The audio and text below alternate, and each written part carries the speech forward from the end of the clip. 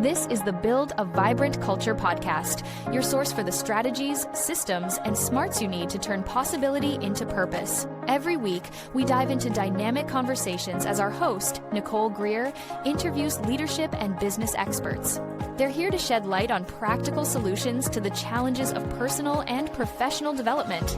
Now, here's your host, a professional speaker, coach, and consultant, Nicole Greer.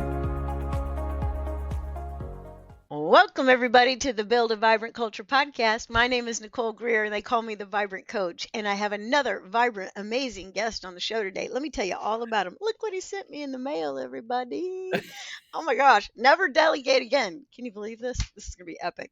All right. Brad Federman is the founder and president of Performance Point, a leading performance improvement company. He's got 30 years of corporate experience, and Brad is an international author, speaker, coach, and consultant dedicated to helping organizations engage employees and customers, build resilient relationships, and create collaborative and winning cultures, vibrant cultures. All right. Brad has won several industry awards, including the 2024 and 2025 Top 30 Global Gurus in Organizational Culture, Top Keynote Speakers You Must Follow to Change Your Life in 2025, and the 2025 James House Williamson Award recipient. Now, I have not heard of that one. We might have to talk about that for a hot second. Sure. He is an accomplished author and has published 4 books with numerous articles. In his latest book, there it is again, Never Delegate Again, uncover the secret to growing your company, your people, and yourself, with an introduction from the much beloved in Nicole's heart, Marshall Goldsmith, is garnering much praise. Brad is a highly requested speaker at conferences worldwide and frequently featured in spaces and places such as Fortune, Fox Business, and Forbes. Oh my gosh, I'm running out of air here. He holds a degree from Vanderbilt University in Nashville, Tennessee. Get yourself there, people. And the University of Maryland, which I also love. Welcome to the show. I'm so glad you're here. Well, I'm glad to be here. Thank you for the invite. I appreciate it. Thank you. Awesome. So Marshall Goldsmith, like, are you on a first name? Do you just like text him, yo, Marshall, what's up? Is that what's going on there? Like, I wish. He's actually such a really nice guy. I mean, he is just super. I didn't know him very well at all. I had a couple of minor interactions with him, and I thought I'd really love to get his perspective on the book. I'd love to get him to maybe write a praise quote. So I reached out to him, and he said, send me the manuscript. And I thought that was going to be the end of it because, you know, sometimes things like that happen. You know, you never hear back. He wrote back and said, I will write your foreword, and you can use different parts of my foreword as praise quotes as needed. But I want to write your foreword for you. And I said, I said, okay. Hallelujah. I mean, yeah, sure. Absolutely. Right. You know, I mean, I just have a huge respect for him and the work that he's done and all that he's accomplished. Just an amazing coach, amazing leader, amazing person, and just was honored that he read the manuscript and said, I want to write the foreword for you. That was just mind-boggling. Awesome. Yeah. Well, and if you're sitting there going, who is Marshall Goldsmith again? We will tell you right now. So all the things that you just said, but also he has this little technique called feed forward. And I have taught this to groups so many times, and I think it's a wonderful little thing. Instead of feedback, feed forward. And if you all will go to the YouTube, and maybe as my amazing podcast manager, creative director, Jennifer, is listening to this and putting it all together, she'll go find the YouTube link and put it in the show notes. He does this whole thing of feed forward, and people have a blast doing it. And he wrote a book called What Got You Here Won't Get You There. And that's just a coaching classic. So yeah, absolutely. He's been on the New York Times bestseller list multiple times, and he is actually one of the top 50 thinkers. And I think he was rated the #1 coach globally at one point in time. So he's about as big and great as you can get. And what's amazing is he's so humble, down to earth. He's just a regular guy. He really is nice. Oh, yeah. And when you listen to him, you're just like, you're enamored, you know, so great. All right, good. Well, enough about Marshall. Let's talk about Brad, okay? So Brad wrote this book, Never Delegate Again. Now, I'm sure people read that title and they're like, right. Okay. So chapter 1 is titled Never Delegate Again. And you've got a Yes. quote in here from another one of my favorites, but this one has popped off the planet. Peter Drucker: the greatest danger in times of turbulence is not the turbulence, it is to act with yesterday's logic. So you're about to upset the apple cart. Tell us about how to never delegate again. Where'd you get this idea? Well, the whole concept is that everything we've been taught is hurting us now. I mean, the world's changed. In fact, the reason I wrote it is because almost all the models around delegation were done in the 70s, 80s, 90s. One of the most famous models, it's in the book, that was a great model at the time, right? Was created in the 1940s, published in the 50s, and it's still probably the most used delegation model that exists. Now, the difference between the economy back then and now is that the most common jobs back then were farmers and typists, right? Right. Everybody And had a and and secretary, people. We called them secretaries. yeah, we actually had typing pools, rooms of people typing documents for people. You had a world that was a generalist world. If I was a farmer, I knew the whole farming business. Now, if you're a farmer, you're dealing with biophysicists and all these other kinds of scientific stuff, and you don't know any of that. You're relying on specialists to get the work done because our world, our economy has changed. It's also faster, more disruptive. And so what ends up happening is when you use a model like the Eisenhower Matrix, which was done in the 1940s, it literally tells you that if it's important and urgent, you should do it yourself, which would be a recipe for disaster, right? I went to a global head at Hilton and said, "Hey, why don't you take a look at this? What do you think of this model?" And he said, "I love it." So I said, "Okay, great. You're the global head of this Hilton brand. If your website goes down and they can't make reservations anymore, you're going to get online and you're going to start coding." And he looked at me and said, no. I guess you're right. That model is flawed. I said, "Okay, let me flip it around to you. The second part of the Eisenhower Matrix tells you that if it's unimportant and urgent, you should delegate that to your people," right? I said, "So if I delegated to you only tasks that were unimportant and urgent, what would you do?" And he looked at me and he went, "I would quit." I said, "Why?" He said, "Because you're not growing me and you don't trust me. And I know I don't have a long future here." And he said, "That model's just not good."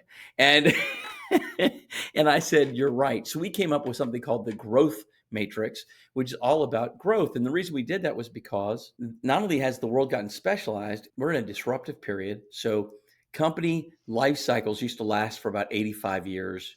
Now they last for about 18.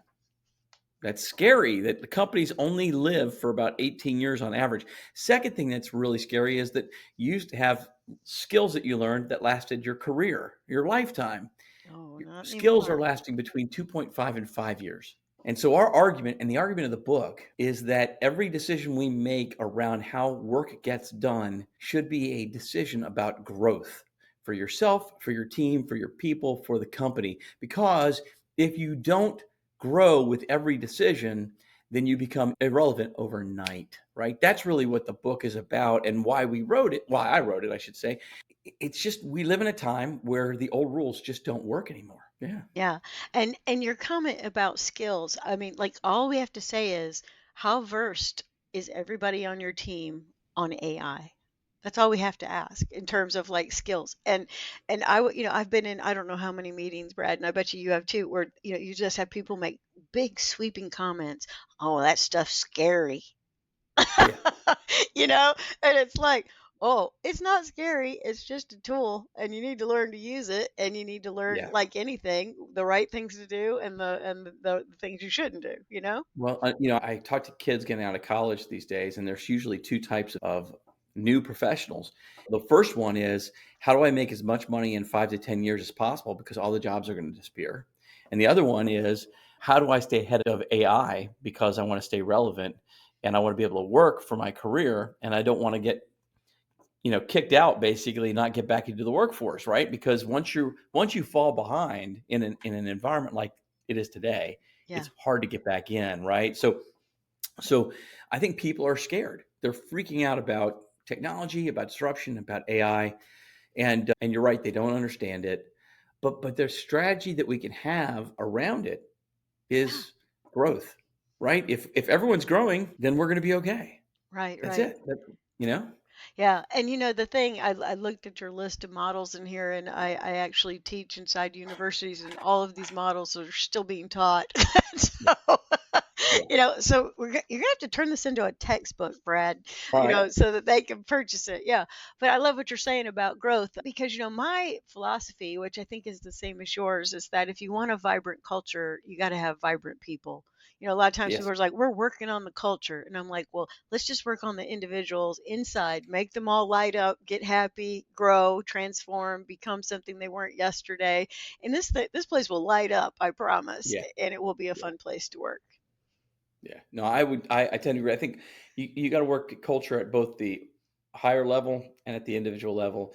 And the way you work culture at the individual level is you grow your people. I mean, in fact, we just did a research study and it was shocking. We did two research studies, and one was a smaller group of people, and it was about 4,000 people, and people who have a boss or a company that's interested in their long-term growth and learning.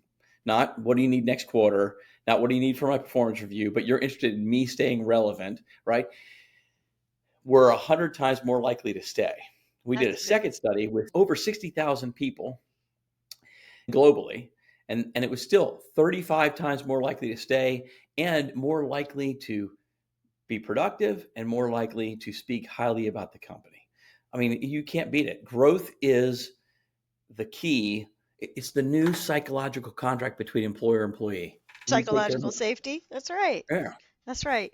That's so good. Okay, so my brain is just screaming employee performance management. So it's this thing, well, you laughed. Tell me why you're laughing. Because you're not going to manage employee performance. You're going to coach employees. You're going to lead. You manage budgets. We don't manage people. I mean, it's ridiculous. When my dad was at work and you had lifetime kind of employment, years ago, and someone said, do this, you said, yes, sir. And usually it was a sir because it was mostly men in leadership positions. That's changed. And that's a good thing that it's changed. But you would say, yes, sir. And now when you ask somebody to do something, we call them entitled because they say, why now? Why me? Why is it important? And what's in it for me? And I actually think it's smart. I mean, the truth of the matter is, there's been no loyalty for employees. They've watched aunts, uncles, parents, friends get laid off after working years for companies, sacrificing personal life for companies, and then struggle to get a job where they get paid the same amount. They get told they're too old, they're too expensive, their skill set stale. What employees are doing now is they're being their own agents, right? And they're basically saying, there has to be something in it for me beyond a paycheck, because I'm not about here and now. I'm about making sure that I can make enough money and continue the marathon of my work life so that I can retire one day and I'm not going to make the mistake that my relatives made in the past, right? That's just where they're at. And so you can't manage that. You can find out what they're passionate about and tap into their passion. You can coach them, you can lead them, you can grow them. And if you do those things, they will bend over backwards for you, but it's a two-way street. Oh, 100%. And I tell people all the time, people are traveling this lifeline. You know, everybody's looking towards the future. What's the next thing? What am I going to do this weekend? Right? What am I going to do with the rest of my life? Who am I going to marry? What's the next car I'm going to buy? I mean, we have all had those thoughts, and the job, the position that I have, is the vehicle going to take me to my future. And so those two things go together. They can't be separated. It's their professional life and their personal life. So of course, what's in it for Absolutely. me? Yeah. Yes, absolutely. 100%. Yeah. And, he's got questions at the end of every chapter. And I love a book that challenges me to think. So don't skip past the questions, people. Stop before you go into the next chapter and actually read these dang questions and maybe journal something. But here is a great question. Have I ever delegated something that was more about convenience for me than the growth of the other person? And how did it turn out? And everybody talks bad about the young people, Brad. I don't know if you hear it everywhere you go, but I have a lot. Okay, I'm 59, so all you 59-year-olds, stop talking bad about the 29-year-olds. Stop it, because you used to be 29 years old. Come on, but they want to know the why too. I think they ask more questions because they're brighter. You know what I mean? They've been exposed to more things. Like I had a little high school education when I started in the work world, and I just thought, My daddy told me, just do what they say and be nice. And I said, okay. And that's how I Yeah. entered the work world. The norms have changed. Yeah. And they know that they have choices, whether it's to go to another workplace, whether it's to start their own business. The entrance barriers are gone, and they recognize that I can sacrifice everything for a company and wind up in a bad spot. So their perspective is, I want work-life balance. I want my work to support my life. I don't want to live to work. I want to work to live, right? That's their first mentality. The second mentality is, I want purpose and meaning in my work. I'm not here to make you a lot of money or to make a lot of widgets. I'm here to do something that has value. I want to make a difference in my days. And the young folks are serious about it. The third thing they want is they want to work in a healthy culture where they feel respected on a daily basis, not when it's easy, but when it's tough. They know culture is not about treating me nice when things are going well. It's about, how do you hold some people accountable in a respectful way when it's challenging, right? And then the last thing they want is they want to be faster, stronger, and better today than they were yesterday. They're going to challenge us on all four of those things every single day. And it's up to us to rise to that challenge, because I think they're right to challenge us in those four ways.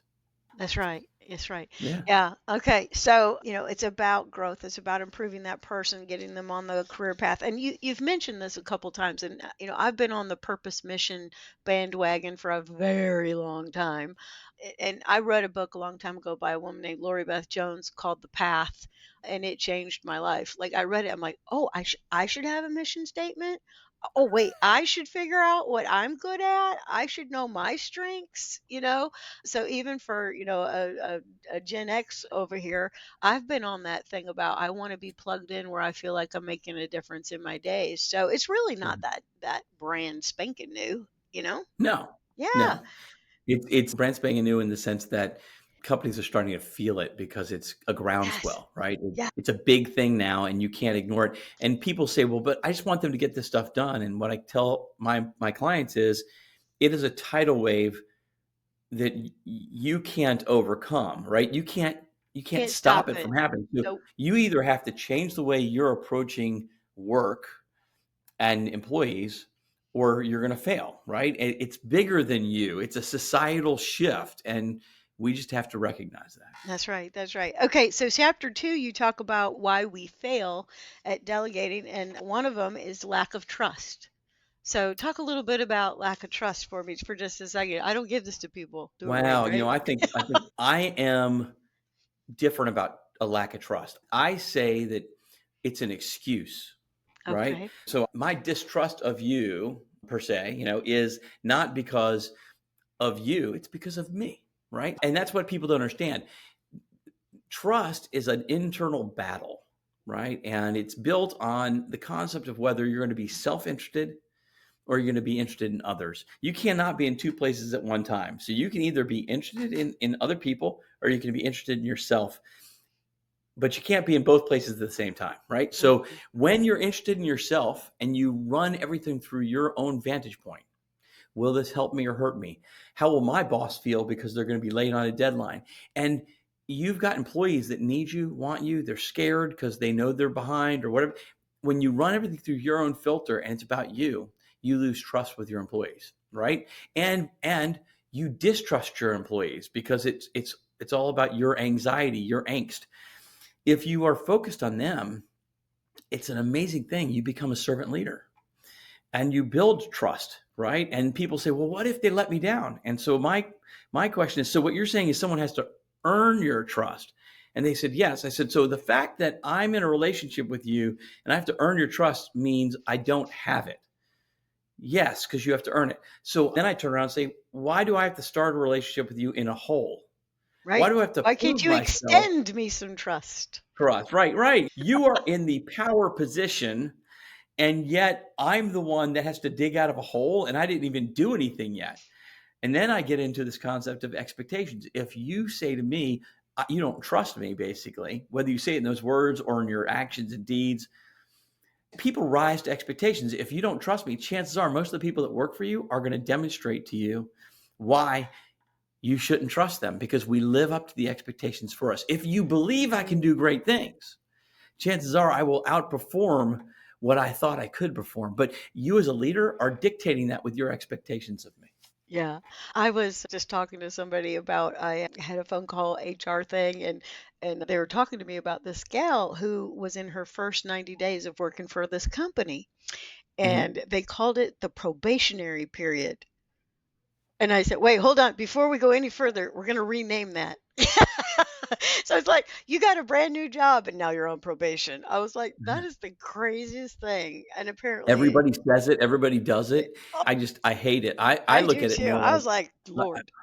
it's an onboarding period, right? It's a way to get you started and going and not don't get in trouble because you're on probation. I mean, Yeah, and it was so crazy. They're like, we're gonna fire her because she didn't come to work because her aunt died, and her aunt is not in the immediate family. And so it family. turns out this aunt raised her and was literally her mother. Anyway, I'm like, no, we're not Wow. firing her. We're not doing that.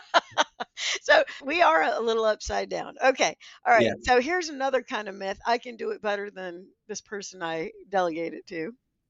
Sure you can. You've been doing it for years. I mean, I spoke to a VP of sales who was micromanaging their entire sales team, and I basically said, "What's going on?" They said, "I'm just so much better than that. I can do it better." I said, "Yeah, but here's the problem with your mentality. There's two problems with it. One is you've got 15 people that report to you, and even though you can do one thing better than the other person, you can't do 15 things better than 15 people. You are a bottleneck. You are destroying the numbers, right? And you're also stopping your people from growing. Yes, Someone at one point in time in your life said, I'm going to give this guy a shot. I'm going to give her a shot. And they let you do it badly right. so that you could get better. Why did you get that chance and the people that work for you don't? Of course you can do it better, but that's the worst reason to not grow your people. Look, I got Brad all fired up, everybody. Stop the nonsense. Okay, all right. And there's more in the book. Chapter 2 is fantastic. Okay, let's just talk about the mini me syndrome, okay? Because that's a good one too. All right, people have the mini me syndrome. Listen, leaders, this could be you. Go ahead, talk about that. Well, it's just we feel comfortable with people doing things the way we do them, right? But there are so many ways to tackle tasks. And I guess my thought process is we're all different. You brought up something earlier about like a personal brand and mission and that kind of thing. Yeah, And I call part of that like your individual best, your individual genius, right? yeah, yeah. No one has the same passions that you have, and no one has the same skills that you have or the combination of the both. And the combination of both is what makes you unique, right? Makes you you. And so why hire somebody because they bring this really cool uniqueness to the job and then tell them, throw all that uniqueness out and I want you to do everything the way I do it. By the way, I know that will make you so not passionate. I know that will actually make the job suck, right? It'll be like being in the fire and brimstone of hell because you're nothing like me, but I'm going to force you to do it just like me because that makes me feel comfortable.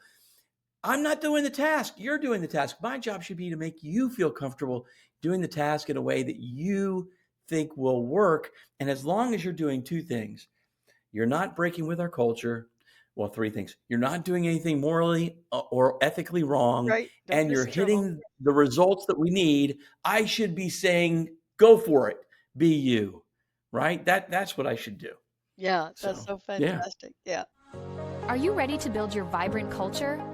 Bring Nicole Greer to speak to your leadership team, conference, or organization to help them with their strategies, systems, and smarts to increase clarity, accountability, energy, and results. Your organization will get lit from within. Email her at nicole@vibrantculture.com and be sure to check out Nicole's TEDx talk at vibrantculture.com. All right, so that's why we fail. That's only 3 of the many in chapter 2. Okay, Chapter 3, it says growth is change. All right. And so leaders have to be able to translate the change. And you have this list of questions that leaders need to be asking themselves. It's on page 69, everybody. So make a note. So when you buy the book, you're going to go in and you're going to talk about that. But leaders must be able to help their people answer the following questions. And Yeah. when I do go in and teach change management, one of the things that I say to them, I said, most changes are announced through an email. And people are blindsided. We're Yeah. getting new software, more to come. Wait, what? Yeah. Yeah. Yeah. So I love your list of questions. Talk a little Thank bit you. about coaching employees through change. The first thing I think is they need to know what they're signing up for. And that's why I wrote all these questions out, because I think we use SMART goals. And I have a saying in my business, SMART goals are dumb. And the reason the reason I say that is because here's a SMART goal. I'm going to lose 20 pounds in a year. And it sounds wonderful. It's better than a New Year's resolution, and it still sounds wonderful. But the truth of the matter is, I don't know how I'm doing. I have no plan. So if I work out a plan, I'm a family person. I've got a wife and kids, and I have a tough job. So I can't really do a lot of this at night, and I can't do a lot of it on the weekends. So if I'm going to work out, just take one half the equation, burning more calories. I got to do that at 5 in the morning, right, for 45 minutes a day for 4 days a week. And what that means is I'm probably going to get up at 4:30 in the morning to work out. So you put that together. Now I know I've got to get up at 4:30 in the morning, go to the gym 4 days a week, right? And work out for 45 minutes a day. Now I know what I'm signing up for. By the way, I'm probably not as excited about that as I was about just losing 20 pounds in a year. I also know very quickly, am I making progress or not making progress? So I think one of the things we have to do is we have to translate change into real stuff and socialize it with our people for a little while. Yeah. And we have to be good at telling the truth. My favorite example is I'll ask people, have you ever been through a merger or acquisition? And they'll say yes. And I'll say, have you ever heard anybody ask the question, what's going to change? And then they say yes. And you see the smile on their face. And I say, what was the answer you got when someone asked that question? And the answer everybody gets is nothing. And then I'll say to them, was that true? And And they'll they say, say HE double no. toothpicks, no. Don't know, right?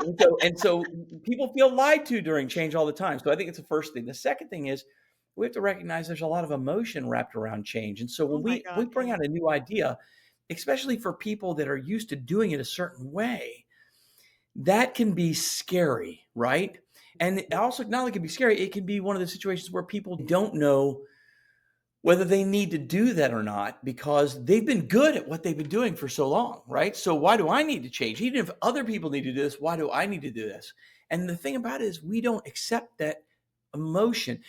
Leaders take 6 months, a year, 2 years to come up with these changes they would implement. They process it, they digest it, they've had anxiety over it, Oh yeah. and then they pull a trigger and they say, "You have to do it right now." And here's the irony: the employees go, "Well, I don't know if I want to do that, right?" Or that I don't like this. And you know what the answer they get? They give the employees this answer: tough. You want a job? Get on the bus. You know, and the employees are already anxiety ridden and frustrated when they hear you want a job, get on the bus. It just makes them more anxiety ridden. I don't know about you, but people who are pushed in a corner tend to do one of two things. They tend to run and leave and get another job, or they tend to get frustrated, angry, and they sabotage you either subtly or out in the open. Either way, your inability to have empathy for the change that your employee is going through and help them understand why it needs to occur and get more comfortable with it and socialize it means that the change effort will fail and you'll probably lose people in the process. Yeah. Well, you've got your own change model. I do. And Yep. I'm sitting here looking at it, page 75, everybody. The 5 stages of change. The first one is no way. Right.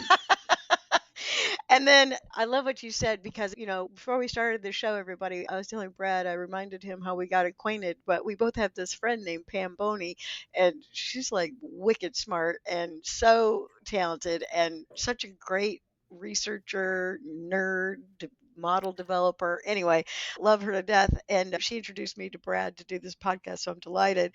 But her personality, character trait assessment almost Mhm. has like change management baked into it. And that's how she talks Mhm. about it. She says, you do the figure eight on the tilt model, so everybody go Google that tilt model, but not now, as soon as we're done. And so you go up there and, you socialize it, then you structure it, and then you get clarity on it, right? And the two things of socializing it and getting clarity are about talking to your people. Yeah, absolutely. Absolutely. Yeah. 100%. Yeah. Yeah. 100%. Yeah. And on the flip side, I will say this for you leaders listening is that I all the time when I teach change management, which, Brad, I'm going to use your model and give you credit. Is that okay? You can do that. I'll, Just give me credit. And we actually have a whole process. Probably my next book's gonna be on the change piece, but we have a whole process on what are the strategies to use for each of those stages of change, right? yeah. Because the strategies are uniquely different. How you work with each person is going to be uniquely different. I've always said change is an individual issue. Yes. It basically any organizational change is a sum of individual changes, and that Absolutely. means you need to know your people and meet them where they are. 100%. Yeah. And to finish my thought about the flip side of it is I tell people all the time where I'm teaching them change, and it's usually I'm in there as a precursor to this big change coming. And I say, like you said, leaders are not sitting around going, "Ma, ha, ha, ha, ha, I can't wait for this change. It's going to screw up everybody's day, and it's going No. to, they're not doing Yeah. that. They're doing what Brad said, 5 paragraphs ago, which was they're having all this anxiety about it, and they want to do the right thing, and they're not doing something that's not, without thinking about things fiscally and about their people. Leaders are doing what they're doing to keep us in business. Yeah. Yeah. Yep. Yeah, so They that one are. goes both ways, right? Yeah. Absolutely. Yeah, Absolutely. okay, so let's look at the 5 stages of change in his model. No way, maybe, get ready, act, routine. Talk about those for a Correct. hot second. Those are great. Well, no way is interesting because people think of it as a negative thing, like, I'm not going to do this. But sometimes it has to do with the fact that people are just not even aware that they need to make the change, right? Yeah. They just don't know. And it's amazing to me how many people assume that somebody should know, right? But they don't, right? Then you got maybes where I'm not so negative, but I still haven't digested this. I need to think through this. I need to get comfortable with the idea. And so they're struggling with it in that way, right? And then you've got get ready, which means I want to start preparing for this. Usually that's when you're goal setting or you're going to training and that kind of thing. What's funny is we as companies use strategies that backfire. So here's a great example. Any kind of new change, you're going to put a new software system in place, et cetera. Right, What's the right. first thing we do? The first thing we do is we throw people into training. So now if I'm in a no way stage, I don't want to do this or I'm unaware I need to do it, and you put me in training, what am I doing the whole day we're training? I'm on my phone. I'm on my phone, I'm a disruptive, I'm all kinds of things, but I'm not learning, right? And so because I'm not really ready to go into training. Training's not a good strategy for me. So then 3, 4 weeks later, maybe 6 weeks later, I get to the point where I go, I got to get on the board. I got to do this, right? So I'm ready. And what do? I go to my manager and I say, hey, I'm really ready to get started. I want to do this, but is there any way I can go to another training class? And the manager looks at me and says, you've already been. You're not going again. And so in one fell swoop, I went from get ready back to no way because Right, I don't because know he's how I'm such going a to do that. jerk. Yeah. Right, right. I know, right? And it's not the employee. It's the fact that the company made a mistake and used resources for somebody that they shouldn't have because they weren't ready for those resources. And when they are ready, the company then refuses to give them the resources to get ready. So I think strategy is important. You got to treat people in a way that they can digest what you're doing at the time. And so then once you get through get ready and you've done your goal setting, you've done your training, then someone's ready to act. They're ready to actually start doing things differently. And when they do that, they need support, they need recognition, they need tools, they need all the things in place so that they can be successful. And then there's routine, which is I've got it down like the back of my hand, and at that point in time, you just keep up the same strategies you've had before. And it's amazing how people get on board. If you treat them well and appropriately for where they are, they come along with you.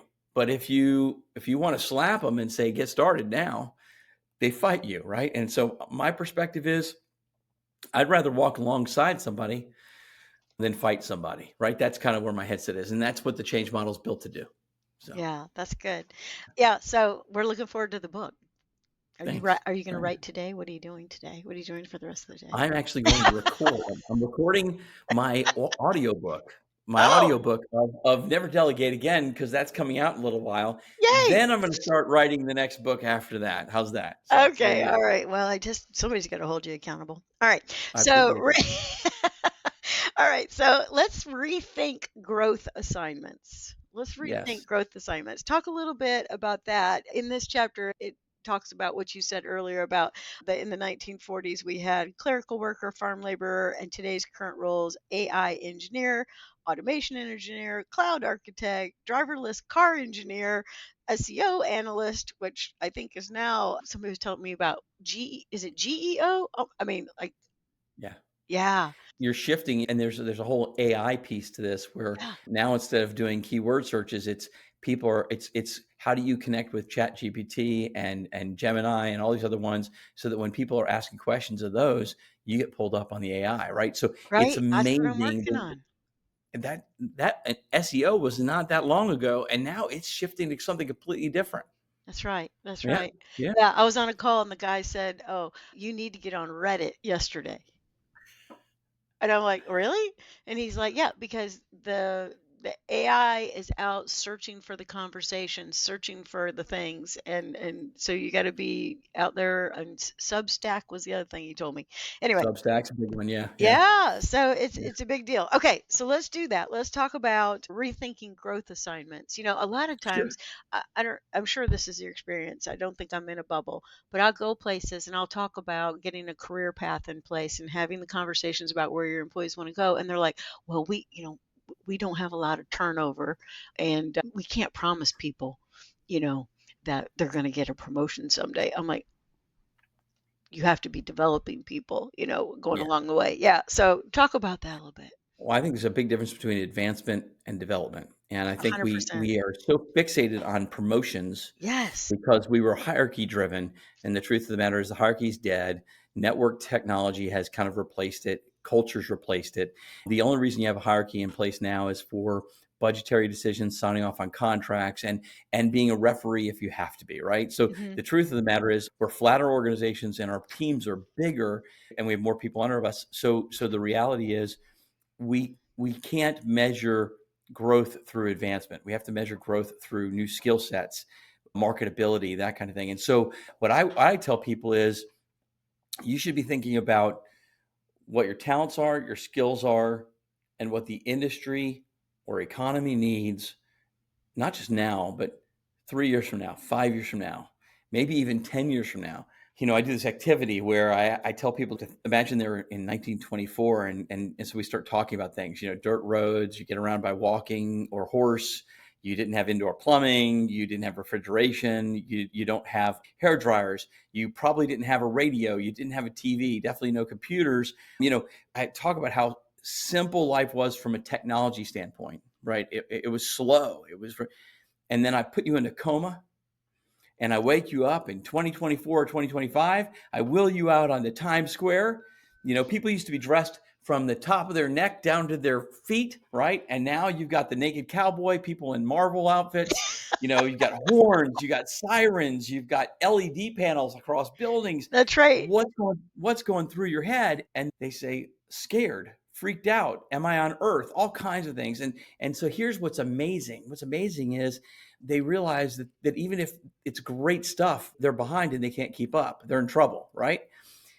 The next 10 years will feel like the last 100. We no longer have this choice about growth or no growth.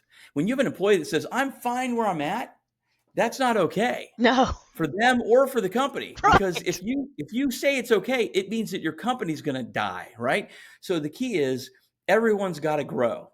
And so it's not about moving tasks off your plate anymore. It's not about efficiency of tasks and how they're done. It's about every time we have something that has to get done, we should think, who is the best person to give this to from a growth standpoint so they are more marketable, they stay relevant, and the company does as well, right? That's where we're at. Change is the constant. And if you are not growing, you are dying. That's it. End of story, period.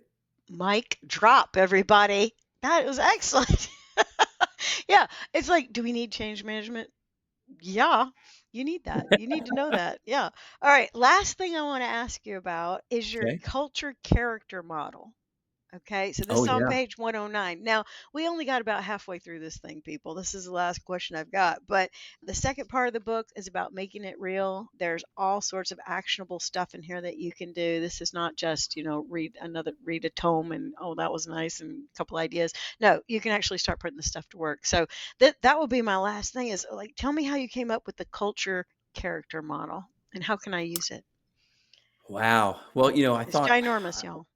it's a big model, so it's a tough one to give an explanation for. But it really looks at two factors. It looks at how focused is your culture on people versus like politics or being competitive, right? Yeah. And then the other continuum, because it's a matrix model, is how focused are you on results, or are you kind of like a type A results company, or are you a type B, we're passive, it'll come, we just know if we treat people right, it'll happen kind of company.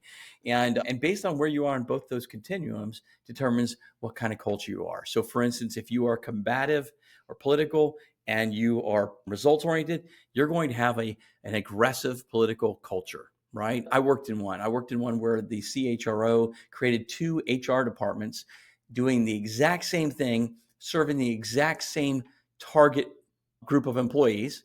And the whole purpose was to see who would win. And if you were the department that won, That's then insanity. I was total insane, a waste of resources too. Oh my And so you God. have two departments, you have two HR departments undercutting each other because someone's got to win. And then the people that were in the one that didn't win kind of have a scarlet letter. They either get fired or they get scattered to different parts of the company. It was terrible. It was absolutely terrible. Needless to say, you're not doing good work for your employees. You're not doing good work for your customers. You're not doing good work for anybody, right? It's a distraction. If you're very combative or political and you have a passive culture, you wind up having an avoidant culture, right? A culture where Mm-hmm. people just they want to stay safe. They're Right. hiding, right? They Right. won't tell you the bad news, and basically business suffers because of it. Of course. If you've got one that's people oriented, not combative, but people oriented and passive, then people take on too much of a strength. And what ends up happening is it's all about harmony. It's about balance. It's about making sure everybody feels good, right? That's great, but it comes at the expense of the business. The magic happens in the quadrant where you're people focused and your results focused. It's that beautiful tension, that dance between people and profit that really creates this wonderful moment, right? And if you can recognize that people can lead to profit to create that dance and that beautiful tension, then your people are incredibly engaged. They're assertive. They put things on the table, and your business, well, gosh, it just does incredible because of it. And so few companies can find that space to work in. And so what's great about that space is it's the only space where people truly can grow. Mm-hmm. And so those companies that have a culture that is an assured, balanced kind of culture, assertive culture like that, they're the ones that are going to win because they've built an environment where people can learn, they can grow, and they can move forward Right. and take the business forward with them. That's the power of having a great culture. I couldn't agree more. I love it. Okay, everybody. It has been a wonderful time with Brad Federman. Look at his book right here. Everybody go get it. And he has to go. He has to record the Audible for those of you who like to drive around listening to Brad. So, Right. yeah. So I have absolutely loved this book. I have loved being with you. Is there Thank you. time for like one more nugget? Because everybody is screaming at the device they're listening from, going, "Wait, one more nugget from Brad." Any kind of nugget? Like Any just this is nugget. You can go off the board for 20 points. wow. Yeah. Oh my goodness. No, Yeah. I didn't expect that question. Well, Is there we okay, so try to be what's my original nugget? around here on the Build a Vibrant Culture podcast. I love it. I love it. I would say here's my nugget. And if you buy the book, you're going to get this and more. But if Okay. you really want to promote growth and you really want your employees to be successful, two small things that you can do that most managers don't do. Okay. It's simple. Pins at the It's ready. Pins at the ready, everybody. people will learn and grow when they have the time to grow, they have the time to reflect, and they see value in it, right? So A, give them the time and help them understand why this is valuable to the company, right? why this is such an important project and product. And then the second thing is help them understand why you chose them, why you think they'll be successful, what strengths are going to help them. It's amazing to me, the research shows even when you're hiring people, if you just sit down with them during the onboarding process and talk to them about why you hired them, why you thought they'd be successful here, the learning curve for them drops, it shrinks. And the retention for employees that get told those things extends, and their productivity is better than other employees. It's just a nice thing to do that's so small that makes the biggest difference in the world, right? So I would say share that with them. I love it. I absolutely love it. Brad, if people want to get up with you, how do we find you, schedule you, get you to speak at our conference? What do we do? Sure. I appreciate that. Thank you very much. So I'm on LinkedIn. So just look me up, Brad Federman. We also have performance points on LinkedIn as well. We have the website. You can go to www.bradfederman.com, or you can go to www.performancepointllc.com. And you can also email me at bfederman@performancepointllc.com. Oh, you're in the inbox, people. There you go. They're in the inbox. You got it. And look, you can also call us. Our number's on the website. Feel free to call us.